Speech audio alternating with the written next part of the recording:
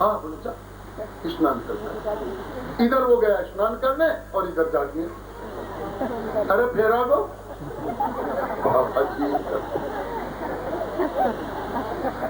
फेरा दो तो हाँ फेरा दो क्यों बोलो वो बुला ले। अरे तेरे को मैंने कहा घर मेरा है तू कैसे आकर के बैठ जाते चारपाई के ऊपर।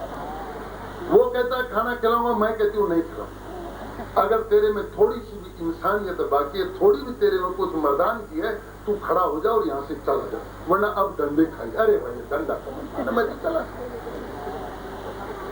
2-4 और सुनाई संत खड़ा हुआ। रास्ते में जब जा रहा तो फिर जाके अरे महाराज मेरे समझ में नहीं आती मैं घर बैठा करके आता हूँ तो आप यहाँ आ जाते हो। अरे भैया वो तेरी जो घरवाली है वो हमें टिकने ही नहीं देती। वो कहती है हम खाना खिलाएं। बोले वो तो पागल है। बोले मेरे ये नहीं समझो। वो कहती है तू पागल है तू कहते हो वो पागल है। मुझे ऐसा लगता कि मैं पागल। अरे मेरी क्यों गिंडी बना रही थी या तो बताओ। अरे महाराज आप चिंता मत करो आप घर चलो आपको खाना खिलाएंगे आप मानो मेरी। फिर आ गया क्या तपस्वी है। आया चारपाई पे बैठ जाट अंदर गया। जाट नहीं हाँ खाना बन गए खाना बन गए। वो आ गया बोले हाँ। अब दौड़ी वहां और आकर के चरणों में पड़। मेरी 7 पीढ़ी का उद्धार हो गया। ऐसा संत मेरे घर पर आया है जिसने अपने आप को मार दिया। अपराध क्षमा करें महाराज मैंने आपकी परीक्षा के लिए कटु वचन कहे उसके लिए मुझे क्षमा करें। मैं तो यही चाहती थी कि संसार में मैं देखूं कोई ऐसा संत बचा है जिसने अपने आप को मार लिया हो। आजकल का बाबा जन जो इतनी कर दे तो क्या थे बाजार में जाते 7-3 तलाक जे घर में दोबारा अया नाक से लकीर खेलती और बाबा जी ने कितनी मनाओ क्यों खाली वस्त्र पहना है मन को रंगा है। जब तक मन नहीं रंगेंगे तब तक सरलता सहजता विश्वास प्रकट नहीं। ये संतों की लक्षण। द्रौपदी के कहने से छोड़ा है लेकिन अश्वत्थामा ने फिर उत्तरा के ऊपर प्रहार कर दिया और उत्तरा पर जैसे प्रहार किया ये पांडव ये तो कृष्ण की शरणापन है। यद करोसी यद स्नासी यद जुहोसी ददासी यद तपस्वी कौनते तद करुषो मदर्पणम। भगवान कहते हैं कि तुम जो भी कुछ करते हो मेरे अर्पण करो। पत्रम पुष्पम फलम तुम यो में अगर तुम इस प्रकार का भजन करोगे तो मैं तुमसे दूर नहीं। उत्तरा पर जैसे ही ब्रह्मास्त्र का संधान हुआ इसको दुनिया में कोई नजर नहीं आया और एक साथ इसने वंदना की। पाहि पाहि महायोगिन देव देव जगतपते। हे गोविंद तेरी बार बार शरण तुझे बार बार वंदन। तू जगत को उत्पन्न करने वाला पालन करने वाला संहार करने वाला तीनों रूप में तुझे बार बार मेरा नमस्कार। आज देख इस दुष्ट ने मेरे इस गर्भ के ऊपर प्रहार किया। अगर ये गर्भ नष्ट हो मुझे दुख नहीं मैं मर जाऊं कोई दुख नहीं लेकिन ये पांडव का वंशधर मेरे गर्भ में पल रहा है। अगर इसका नाश हो जाएगा ये मर गया तो मैं पांडव के सामने क्या मुंह दिखाऊं। एक चिराग अंतिम चिराग प्रभु इसकी रक्षा कर और इसको देखो इस दयालु को। आपको पता है जब देवकी माँ के पास ये आए तो गर्भ में नहीं आए प्रकट हुए। संत लोग कहते हैं कि जैसे ही समय आया भगवान चतुर्भुज रूप में देवकी के सामने आकर के खड़े हो गए और पुकारा माँ देखो मैं आ गया। देवकी ने कहा तुम? बोले हाँ कौन? बोले तुम्हारा लड़का इतना बड़ा और ये 4 हाथ। भैया ऐसा पुत्र मुझे नहीं चाहिए तो मुझे तो 2 हाथ वाला चाहिए। भगवान ने उसी समय 2 हाथ हटा दिए। बोले ठीक है। बोले नहीं थोड़े छोटे हो तो भगवान छोटे और छोटे और छोटे और छोटे और छोटे एकदम छोटे थे। बोले बस माँ अब तो ठीक है। बोले नहीं क्यों? बोले शरीर तो छोटा था लेकिन बोलते तो बड़ों जैसे हो।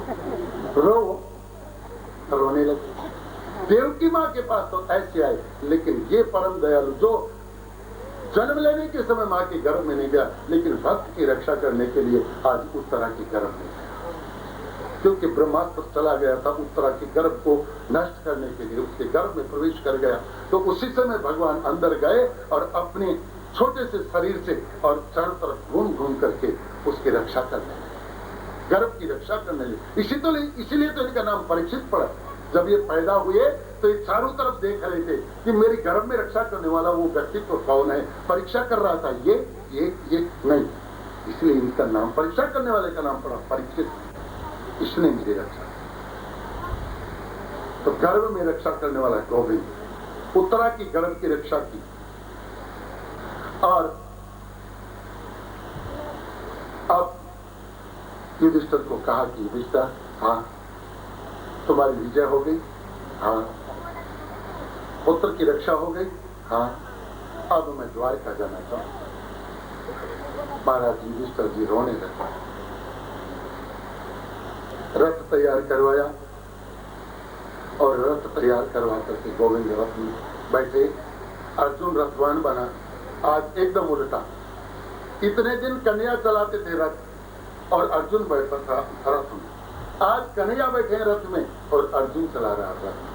लो आपका बदला थोड़ा चुका दो, आपने बहुत दिन मेरा रथ चलाया, आज मैं भी आपको द्वारका छोड़ दिया।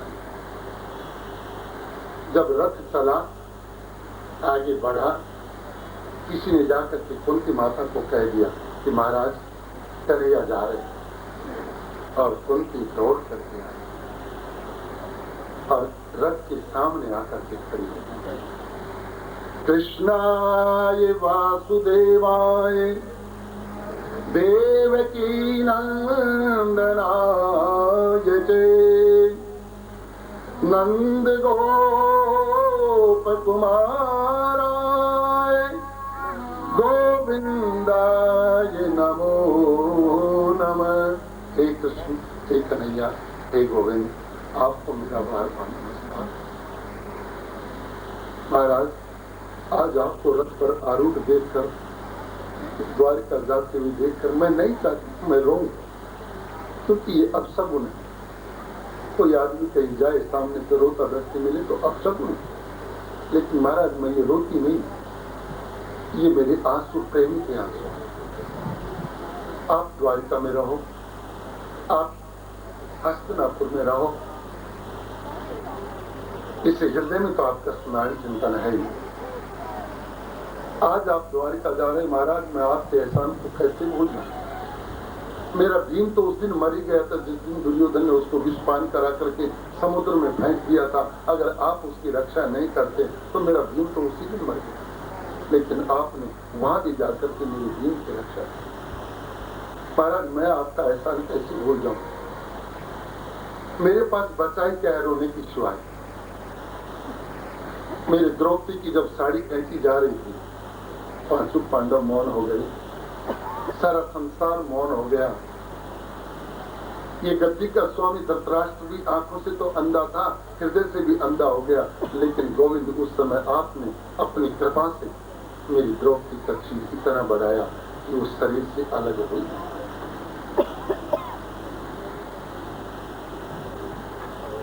आपकी कृपा से हमारे पांडवों को कितनी बार नव जीवन मिला। महाराज आपका जाना देख करके मुझे बड़ा दुख होता है, कष्ट होता है। कन्हैया ने कहा बुआ जी, हाँ रोती हूँ? रो नहीं, ये प्रेम की आंसू। एक काम करो, क्या कुछ मांग लो, अगर कुछ चाहिए तो कुछ मांग लो। द्रौपदी ने कहा व्यवसायी बनाते हो, मैं आपसे मांगू?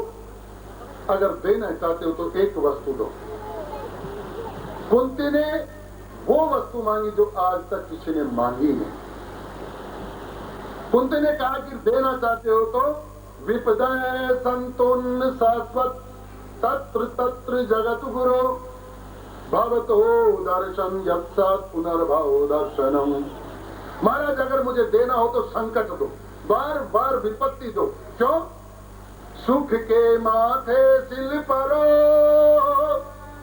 हरि हृदय से जाए बलिहारी व दुख की, जो पल पल नाम जपाए। सुख में सुमरण कोई न करे, दुख में सुमरण करे सब कोई। दुख में तो सबको याद करता है गोविंद, सुख में तो कोई को नहीं याद करता। ये बिल्डिंग किसने बनाई? मैंने। ये गाड़ी किसने खरीदी? मैंने। ये जमीन मैंने। और जब भैंस मर जाए तो क्या कहे? अरे राम जी हमारी भैंस मार। अरे डाकी सारा अच्छा काम तो तू करया और थोड़ा सा काम में तो भगवान करे। बुरा भगवान किससे? ऐसा ठीक, देने वाला भी वही, हमारी रक्षा करने वाला भी वही, उसको भूल जाए, यही हमारी गलती है। अगर आपको देना है तो मुझे बात कष्ट दो, जिससे बार बार आपका स्मरण आए। इतने में द्रौपदी आई, प्रभु जा रहे हैं, उत्तराई आप जा रहे हैं। अर्जुन देख रहा है युधिष्ठिर महाराज जा रहे हैं चल करके। अरे महाराज आप कहाँ जा रहे हैं छोड़ करके? ये दुख में आप हमारे साथ थे, थोड़े दिन सुख में भी रहो, हम राज करेंगे, आप हमारे साथ रहो। और कन्हैया उसी समय रथ से कूद गए। युधिष्ठिर ने सोचा मेरे कहने से रुक गए, द्रौपदी ने सोचा कि मेरे कहने से रुक गए, कुंती ने सोचा मेरे कहने से रुक गए, लेकिन ये रुके हैं अपने एक भक्त के। याद आ गया कुरुक्षेत्र में आज दादा पड़े हुए हैं अंतिम समय की इंतजार में। सूर्य नारायण उत्तरायण में आने के इंतजार में है। भगवान को पता चल गया कि सूर्य नारायण उत्तरायण में आएंगे, भक्त को मेरा इंतजार है, मैंने वचन दिया। कब? जब युद्ध के 4 दिन हो गए। 4 दिन में पूरे कौरव मिलकर के एक भी पांडव का संहार नहीं कर पाया, पांडवों को कोई बाल भी बांका नहीं कर पाया। तो दुशासन ने दुर्योधन को कहा हमारे साथ विश्वासघात हो गया, कर्ण ने भी कहा हमारे साथ विश्वासघात हो गया, और शकुनी ने पेट्रोल डाला। सारी 420 दादा की। क्या दादा के भरोसे हमने युद्ध किया और दादा ने आज तक एक भी पांडव का वध नहीं किया? चलो आज दादा को पकड़। कौरव आए सारे, दुशासन, ये शकुनी, दुर्योधन, कर्ण, सारे इकट्ठे आए, दादा के चारों तरफ घूम गए। रात्रि का विश्राम का समय। दादा हाँ, अगर आपके दिल में ऐसा था, पांडव के प्रति स्नेह था, प्रेम था, ममता थी, तो आप हमें कह देते हम युद्ध नहीं करते। हमने तो ये युद्ध आपके बल पर था ना, लेकिन आपने तो हृदय से पांडव को चाहा है। आज तक 4 दिन हो गए, 5 दिन हो गए, युद्ध में एक भी पांडव का आप नहीं मार पाए। सही बात ये है दादा कि आप उनको मारना ही नहीं चाहते। अगर ऐसी बात है तो हम कल युद्ध बंद कर देते हैं। भीष्म पिता मैंने देखा कि ये मेरे पौरुष के ऊपर दाग लगाना चाहते हैं, मेरी वीरता को कलंकित करना चाहते हैं। दुर्योधन हाँ मेरा पराक्रम देखना चाहता है, बोले हाँ तो कल रात्रि को अर्धरात्रि में तेरी घरवाली भानुमति को मेरे पास भेजना, उसको एक ऐसा वरदान दूंगा जिसके वरदान के बल पर तू अखंड तेरा जीवन हो जाएगा, भानुमति का अखंड सौभाग्य कर दूंगा। संतुष्ट हो गया दुर्योधन, जाकर के विश्राम गया। प्रातः काल गया, भानुमति हाँ आज अर्धरात्रि को दादा के पास जाना, दादा तुझे वरदान दे, उस वरदान से हमारी विजय होगी, मैं अखंड आयु को प्राप्त कर लूंगा। महाराज इधर ये वार्तालाप हो रही थी और उधर गोविंद को सब कुछ पता था, इसलिए उसको पूर्णमद पूर्णमदम पूर्णात् पूर्णमुदच्यते पूर्णस्य पूर्णमादाय पूर्णमेवावशिष्यते, इसलिए उसको पूर्ण ब्रह्म कहते हैं। सायंकाल हुआ, द्रौपदी के पास गया, द्रौपदी हाँ खड़ी, द्रौपदी को उठाया, क्या बात है, मैं विश्राम कर रही, इस समय उठाने का मतलब कुछ बोलो मत, मेरे साथ हो, एक काम करो ये साड़ी बदलो। साड़ी बदलो? हाँ ऐसी साड़ी पहनो एकदम गहरा काला, ऐसा रंग जो आंखों में लगे। रंग से भी व्यक्तित्व की पहचान होती है। जो शांत प्रकृति के लोग होते हैं वो एकदम हल्का रंग पहनते हैं, जो उग्र प्रकृति के लोग होते हैं वो चमकीले भड़कीले वस्त्र पहनते हैं। इनका खाना भी अलग होता है, सात्विक खाना, हल्का मिर्ची, हल्की मिर्ची एकदम डालते हैं, हल्की मिर्ची, हल्का तेल, सात्विक खाना।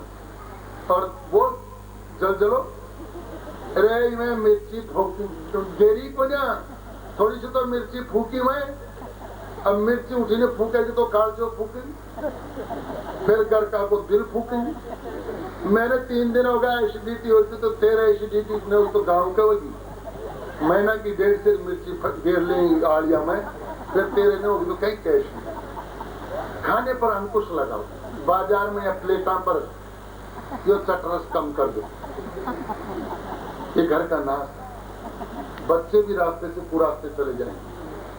देखो आपके बच्चे, आप लोग बाजार में चाट खाती हो, आपके पेप्सी कोला ये अच्छा लगते हैं, इसलिए आपके बच्चों को भी वो चुर्री नहीं जाने क्या क्या खाते हैं। ये भगवान, कई भाई तो वो ऐसे रगड़ के ऐसे डालते हैं, इतनी बुरी लगती है यहाँ होठ में, तो मुर्गा जो डालता है ना उसका जैसा लगता है उसको, और उसी को खाते रहते हैं और बोलेंगे तो ओ ऐसे।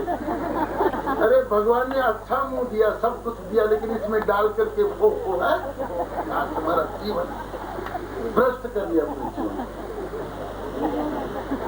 कितने दिन जियोगे? अपने आप को शहंशाह समझते हैं महाराज।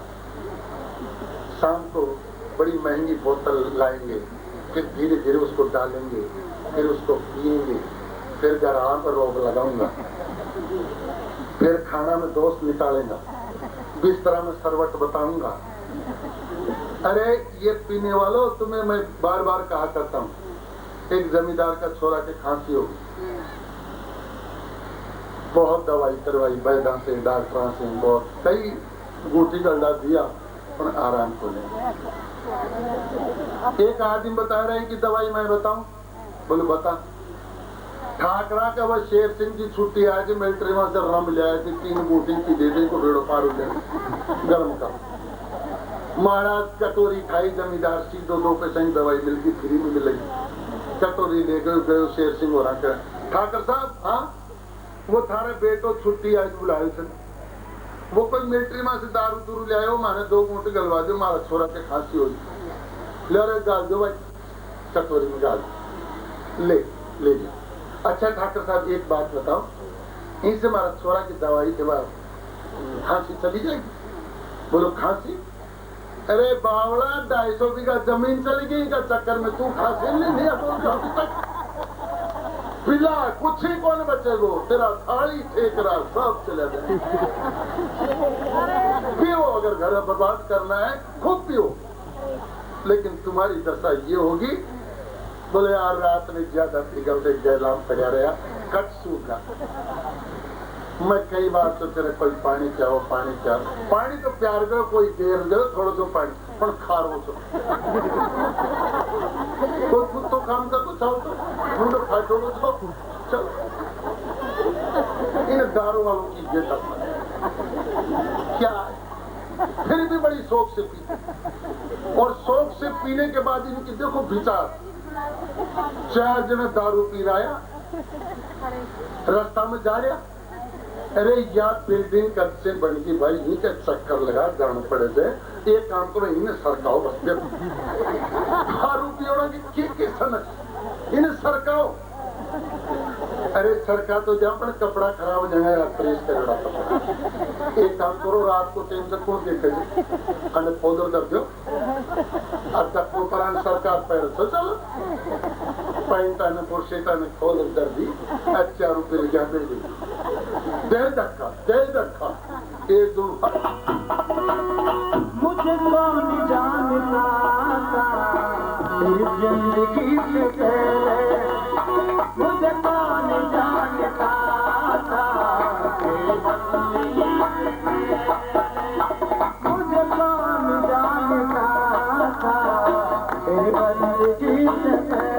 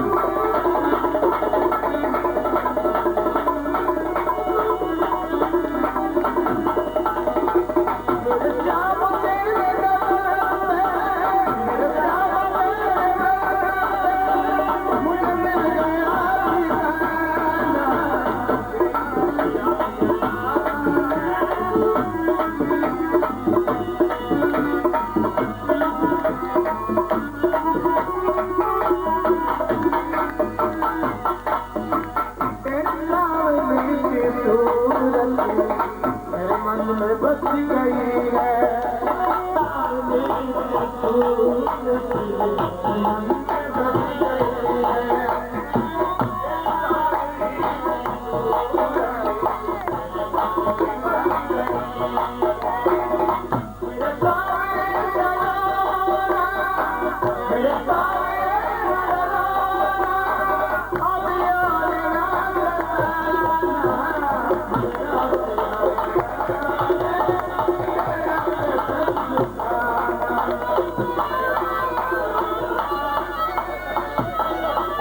और वरदान दिया, जाओ अखंड सौभाग्यवती भव है। और जैसे वरदान प्राप्त किया और द्रौपदी ने घूंघट उगाड़ा और कहा, दादा वचन सत्य होगा ना? अरे द्रौपदी तू? बोले हाँ। तो बोले छलिया भी यही कहीं होगा? बोले महाराज बात खड़ा। और दौड़ करके आया, पकड़ लिया कन्हैया को, तूने मुझे छल लिया, लूट लिया। बोले दादा मैं क्या करूं, पांडवों का कोई अनर्थ मैं देख नहीं सकता। मुझे पता था आप ऐसा वरदान देने वाले थे जिससे पांडवों का वंश नष्ट हो सकता था। मैं दादा अपने आप को रोक नहीं था, इसके बदले में कुछ मांग। तो उस दिन कहा था कि जिस दिन प्राण तन से निकले उस दिन एक बात सामने आ जाए, और कुछ नहीं।